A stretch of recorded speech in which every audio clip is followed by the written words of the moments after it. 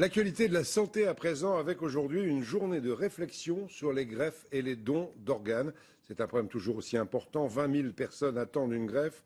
Les donneurs manquent toujours autant. L'occasion dans le journal de rappeler ce qu'il faut faire pour décider de son vivant, si on veut ou pas donner ses organes. Explication de Fatima Medouni et Jean-François Lédin. Avant ma greffe, j'étais comme ça. Et après ma greffe, comme ça. Malade des reins, Marion a subi des dialyses durant plus d'un an, plusieurs fois par semaine. Il y a 3 ans, elle a enfin pu être greffée. Je suis super heureuse. Je vis comme tout le monde, bien chez moi et pour longtemps, j'espère. L'adolescente ne connaît pas son donneur. L'anonymat est préservé.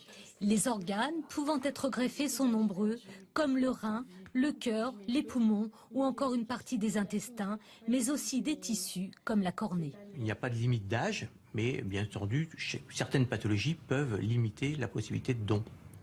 Contrairement aux idées reçues, la carte de donneur ne suffit pas. La carte de donneur est un témoignage qui a la valeur d'un témoignage. Elle permet d'aborder aussi cette question avec ses proches, mais elle n'a pas de valeur juridique. Une fois le certificat de décès établi, l'équipe médicale veille à préserver les organes et les tissus. Reste à connaître la volonté du défunt. C'est donc le rôle de la coordination d'aller d'une part vérifier auprès du Registre national des refus si le patient s'est positionné dessus contre, et après, au cours de l'entretien, de voir si la question du don d'organes a été abordée au préalable avec les proches. Comme Marion, en France, plus de 50 000 personnes vivent grâce à un organe greffé.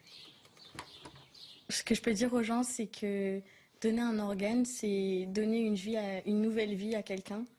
C'est le bonheur pour un enfant ou quelqu'un qui en a besoin. Un seul donneur peut sauver plusieurs vies.